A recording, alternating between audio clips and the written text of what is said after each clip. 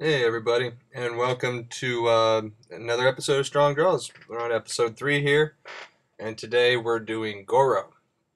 For those who don't know, Goro is a character from the Mortal Kombat games, which I really haven't played much other than the original, what was it, Sega Genesis game, but I think that was the first time I saw a dude with 4 arms, just kind of captured my imagination, thought it was really cool.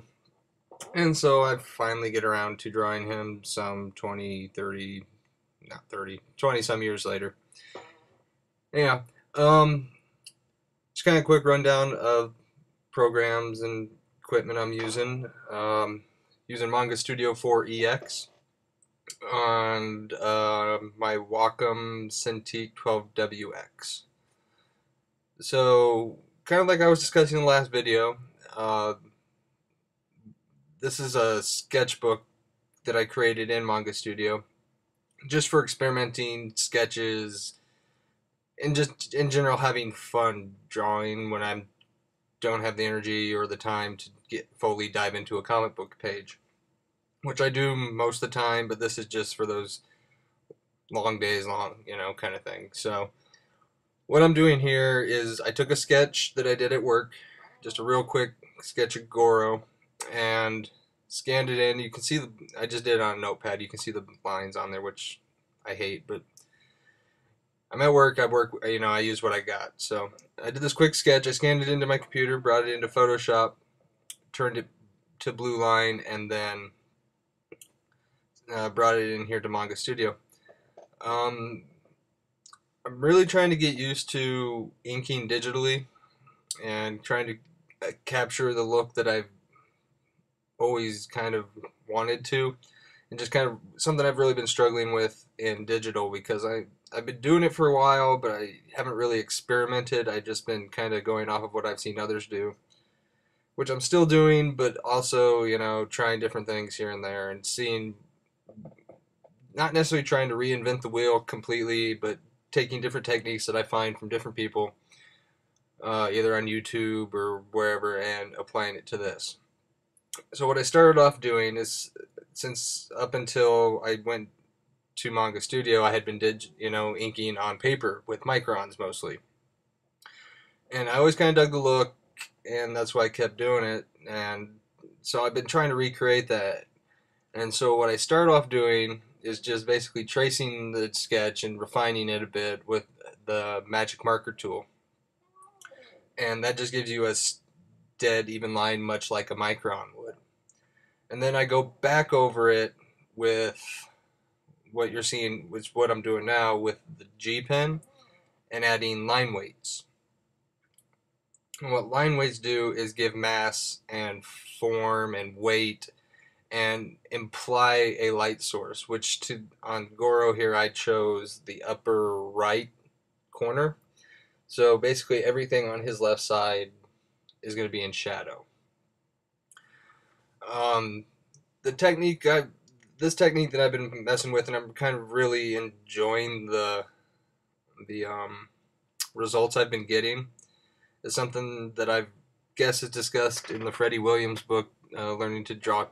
Was it the DC Guide to Digitally Drawing Comics, which I haven't read, but I've heard a lot about from Jonathan Rector, who also has a YouTube channel that you should check out if you haven't heard of him.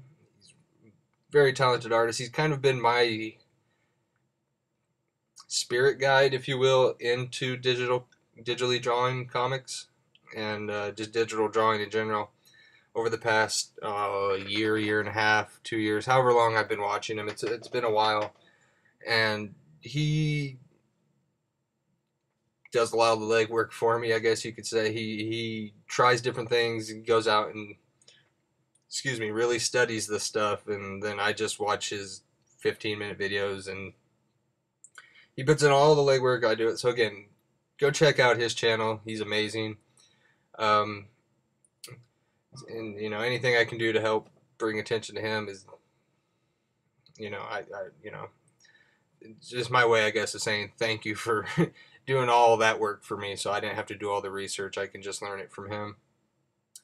But again, just adding these line ways to imply a light source, which if done properly, which I'm still kind of, I, I still don't feel I'm the greatest inker quite yet. I'm getting better, and I'm getting more comfortable with the idea of it and how to do it. But it wasn't something I discovered up until only a couple years ago, maybe 2, 3, 4 years ago. I mean, I, I remember back in college, I went to my illustrations professor with this comic book. It was a Catwoman comic book at the time, and what I couldn't see, and I went to him. I go, there was no solid blacks, there was no cross hatching, but the work looked done. Was the best way I could describe it to him, because I couldn't figure out what was going on. I go, I want this really clean line work, but I want it to look done, and I can't. And I can. It's the way this guy does it. I wish I knew the artist's name. This is so long ago that I don't even remember who drew the comic book. I looked it up back then. I don't even remember the issue, but anyway, basically, I was trying to figure out how to make my work look similar to that. Just simple line work, no cross hatching, no darks, blacks, but it to look completed. And I think now, as I think back on it, I think that's what I was trying to look for, is these line weights. It gives this,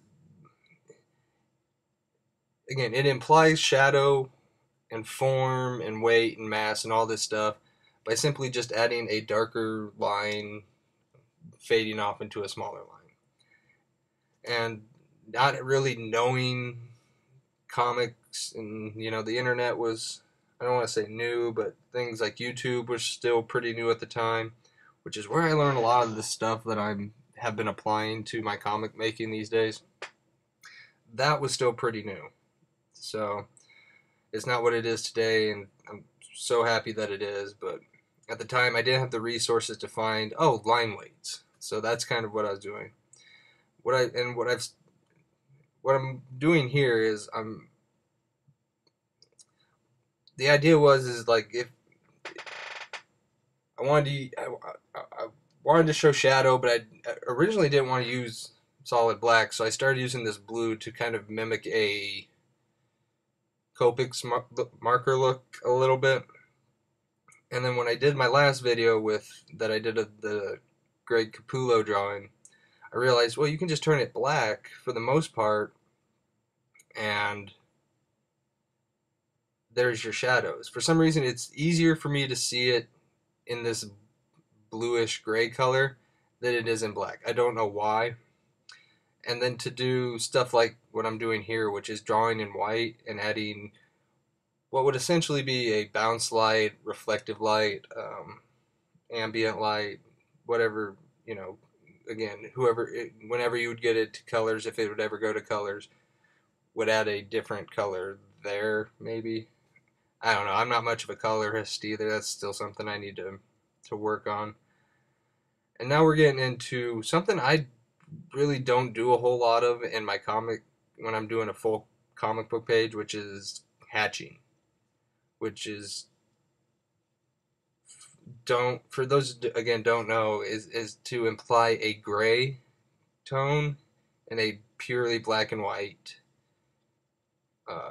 color scheme, I guess you want to call it. Like if you were going to ink with just markers, like a micron, or even like a brush or a pen quill, or what's the other one that I hear?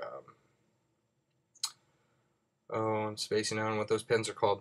But anything like that, you don't have a gray, so you do hatching and cross hatching to imply that there's a gradation from the white to the black. And again, you do this with line weights. You can see I start with a thin line, and then I make it thicker as it goes in, and that kind of gives it that gradation feel. And kind of the trick, or the theory, I guess, behind doing this, and this is something I, again, learned only in the past couple years, Dave Finch does a great tutorial on his YouTube channel. So if you want to see kind of David Finch's thought process and method for doing cross-hatching, go check out his channel. He's really good. I mean, if you don't know who Dave Finch is, he's done Batman. I think he's currently doing Wonder Woman. He's done the Avengers, and I think he did the Justice League. He's done all kinds of stuff. Great professional comic book artist. But basically, the way it works is the thin part of the line is pointing right at your light source for the most part. It shows where the light's coming from, and as it gets darker, that's as it gets away from the light. And also, you want to. It's also used to show shape and form as well too. So when you do cross hatching or hatching, however you want to do it, some people will do it where you go one way then the other, but it follows the form that you're trying to show. So on his leg muscles here, the lines don't go straight. They wrap around the form of the muscle that I've already drawn there. So I apologize. The video is going very quick. I think the inking took me about 3 hours total, and it's sped up to just over 14 minutes. So it's going really, really fast. You know, here I didn't like the abs almost from the jump, so I keep trying to get it right as far as the shading goes. And so I jumped away from it, and I realized just kind of light it like I would an orb, because they're kind of round. Again, abs I don't really draw on my characters a whole bunch anymore, unless they're without a shirt. And even then, I don't really do it too much unless they're bent in a certain way, because as you bend and fold, the muscles flex in certain positions, or they are pushed up and mashed against each other. Or if you look at a bodybuilding guy, the only time you really see that much definition in their abs is when they're flexing or they're in certain poses. So something I don't really add a whole lot. And the reason I don't, again, the cross-hatching I don't do a whole lot as far as comics work, just because it takes so much time to do. Like, I could have been done with this in probably an hour and a half, but the rest of it was just all this rendering, which is a lot of fun, but it takes a lot of time. When you're making your own books like I do, it takes a lot of unnecessary time for a bunch of eye candy that you don't necessarily need. But anyway, we're getting pretty close here to the end. We got about a minute and a half left. So again, I'm sorry this went really quick. I'm gonna try and keep these videos around 15 minutes. And if you have any questions, comments, anything you want me to kind of go over a little bit more, comment in the section below. Also, I'll leave links to my art page on Facebook, my Twitter account. You can follow me there on what's going on with upcoming projects and whatnot, and art giveaways. I've been through my first one. Plan to do that, every few months, so again, we're kind of wrapping up here. So thanks for watching, guys. Go check out all those other artists I was talking about.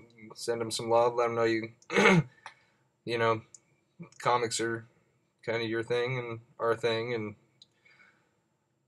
so we're at the end. We're gonna have I'm gonna show you the whole thing. Go check out the full res again on my Facebook, my Deviant, or might throw it up on Twitter. Not sure. But again, all the links will be in the description below. So thanks for watching, guys, and we'll see you here probably in the next week or two.